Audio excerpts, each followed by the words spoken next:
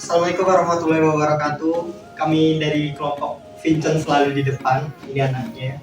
Dan kami dari Offering G DKV 2022. Dan sekarang video ini kami akan mempresentasikan tugas dari mata kuliah budaya visual yang dimana menganalisa sebuah relief dari candi. Dan kebetulan candi yang kita analisis adalah Candi Jago. Sebelum itu kita perkenalan dulu siapa-siapa yang akan mempresentasikan di depan ini. Dimulai dari sebelah kanan saya. Saya Mahaputra Reynaldi. Saya Imade Ari Parameswara. Saya Bintang Prayoga. Saya Ditesis Wisnu. Saya Kawendu Sarwedo. Candi Jago terletak di Dusun Jago, Desa Tumpang, Kecamatan Tumpang, Kabupaten Kota Malang. Tepatnya 22 km ke arah timur dari Kota Malang. Karena candi ini terletak di Desa Tumpang, banyak yang menyebut sebagai Candi Tumpang. Masyarakat setempat banyak yang menyebutnya Sungkup. Candi Jago atau Jajago yang artinya adalah keagungan merupakan istilah yang sering digunakan untuk menyebut tempat suci. Candi ini dibangun sejak awal 1268 Masehi sampai 1280 Masehi untuk menghormati Raja Singasari keempat, yaitu Srijaya Wisnuwardana. Baik, selanjutnya saya akan mencoba menceritakan sedikit kisah dari Mahabharata, yaitu sebuah cerita permainan dadu yang bermula ketika Yudhistira menyelenggarakan upacara Rajasuya di kerajaan Indrapasta.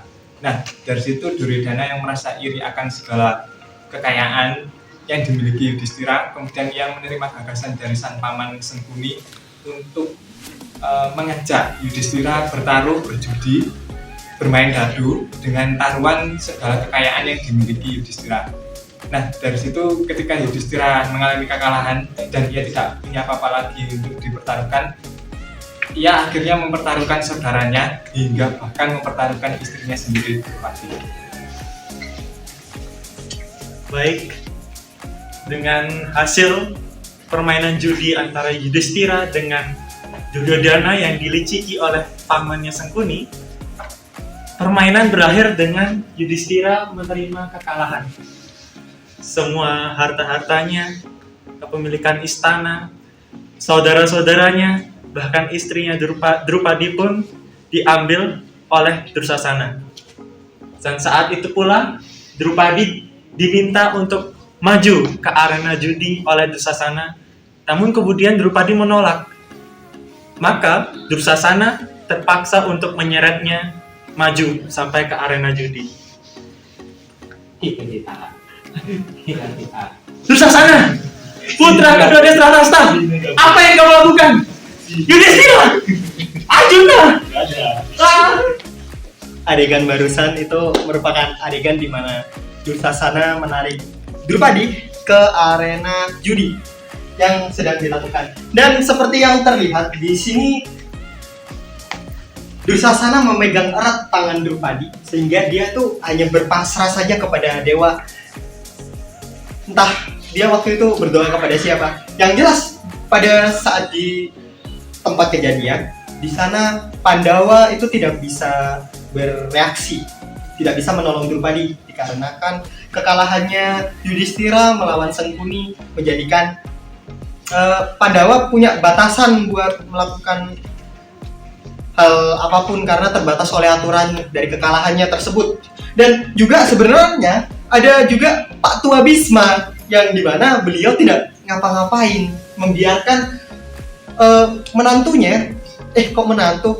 cucunya itu dipermalukan oleh Duryodhana dan Dursasana gitu.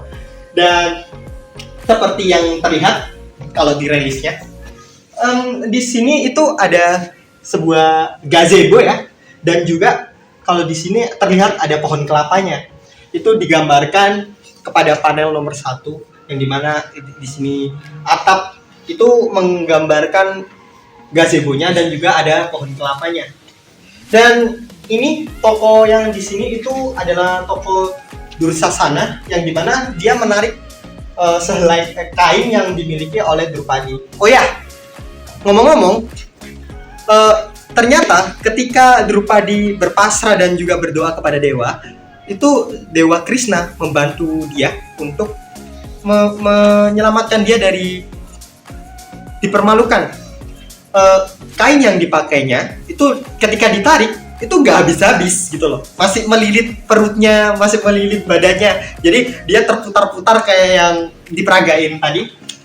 Dan hal ini dilakukan oleh Sri Krishna karena beliau itu berutang budi kepada Drupadi, yang dimana ketika upacara waktu dulu Sri Krishna itu waktu itu kan luka sama Drupadi, dibalut oleh kain, maksudnya diobati lah sama Drupadi gitu. Sini ada gambar relief. Ini tuh ada 5 Pandawa sama 1 Drupadi. Kalau diilustrasikan seperti ini, di relief ini ceritain kalau 5 Pandawa sama Drupadi ini mereka dalam perjalanan mau mengasingkan diri dari si Duryodhana. Karena mereka merasa dipermalukan, jadinya selama 13 tahun itu harus mengasingkan diri biar nggak ketahuan gitulah. Jadi Krishna membuat peraturan setelah Drupadi tadi kena ya gitulah. Dia itu harus mengasingkan selama 13 tahun biar kerajaannya sama Drupadi nggak diambil sama si Duryodhana. Next. Dan berikut adalah versi berwarna dari komik yang kita bikin. Di sini terlihat atmosfer saat itu sangat tegang, dan ini Dursasana ya, yang sedang berusaha mencengkram kain yang dimiliki oleh Drupadi. Dan karakter ini berdua adalah Yudhishthira sama Arjuna gitu. Lanjut. Dan ya di sini tergambar lebih jelas bagaimana penggambaran atap dan langit dan juga pohon kelapanya, menggambarkan menerjemahkan apa yang ada di relief tadi.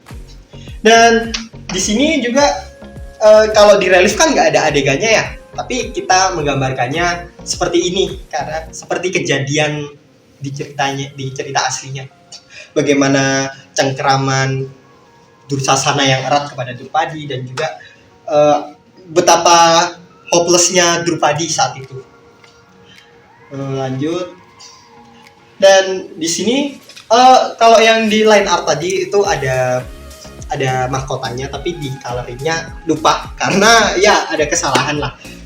Di sini terlihat bagaimana wajah kelima Pandawa, maksud wajah tokoh Pandawa dan juga Drupadi sangat kecewa saat itu karena mereka harus mengasingkan diri dari tanah kelahirannya, dan juga apalagi tidak boleh ketahuan lah ya.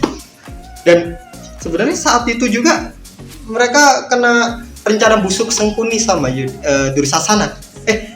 Duryodhana. Dan saat itu mereka terjebak lah sama rencana mereka, alhasil mereka ketemu dan otomatis gagal no. Dan kerajaannya diambil. Ya, gitu. Untuk coloringnya ini di sini yang gambar kami, tapi untuk coloringnya itu bukan dari kelompok kami, beda. Kredit diberikan kepada Kal Airen, ntar bisa dibuka di Instagramnya gitu. Tadi presentasi kita barusan, untuk kurang lebihnya mohon maaf, dan ya semoga kita semua lebih mencintai mencintai budaya dari Indonesia, yang dimana sebenarnya cerita relief ini cukup menarik ya, karena mengadu beberapa budaya Hindu sama Buddha gitu di reliefnya, yang dimana itu untuk sekarang ini banyak juga relief yang belum direnovasi, mungkin masih kelihatan datar banget gitu loh, rusak karena perkembangan zaman. Jadi ya mungkin bisa suatu waktu atau kapan gitu pemerintah mau untuk merenovasinya. Kesimpulan dari komik ini, cerita yang dapat kita hikmah yang kita dapat adalah jangan sekali-kali pun kalian tuh bermain judi, apalagi sama orang yang nggak bisa dipercaya ya. Sengkuni itu kan udah jelas profilnya tuh licik dan penuh tipu muslihat gitu. Dan Yudhishthira dengan polosnya atau goblok gitu kan menerima tantangan Sengkuni, apalagi dengan mengorbankan istrinya bahkan sama kerajaannya. Dia emang nggak sepeduli itu ya sama rakyatnya. Gimana sih? Ya itulah, jangan sekali-kali bermain dengan api gitu guys. Sekian dari kelompok kami. Wassalamualaikum warahmatullahi wabarakatuh.